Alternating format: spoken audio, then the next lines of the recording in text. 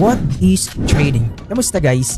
Quick question lang. Kung may balita na may Iran war, anong sa tingin mo ang mangyayari sa oil price? Tataas ba o bababa? Most likely sasabihin mo tataas. And tama ka. Pero ang importante dito is bakit? Kasi dito nagsisimula ang trading. Sa video na to, ipapaliwanag ko ang trading in a simplest way. Walang komplikado, walang technical overload. Gamit tayo ng real example, oil at Iran situation, para madaling magets. Before may tension or war tension, stable lang ang oil. Halimbawa, nasa $70 per barrel. Normal lang lahat, walang panic, walang biglang galaw. Kasi wala pang rason para gumalaw ang market.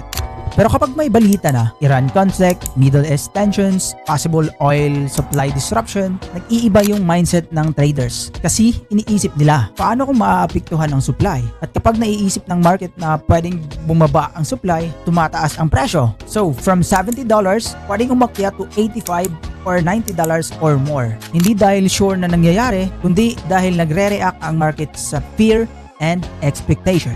Trading is simply kumikita sa galaw ng presyo. Hindi mo kailangan bumili ng oil, hindi mo kailangan mag-own ng asset. Ang goal mo lang is tataas ba or bababa. Kung tama ka, may profit.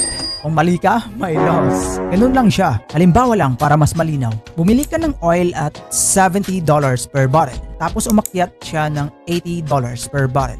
Ang kita mo is $10 profit per barrel. So kung nagtatrade ka ng mas malaking size, mas malaki rin yung profit mo. Halimbawa, 1 barrel is equal to $10 gain, 10 barrels is equal to $100 gain, 100 barrels is equal to 1,000 gain. Pero take note ha, ganun din kapag mali. Kung bumababa from $70 to $60, loss ka rin ng $10 per barrel. Kaya importante ang risk management.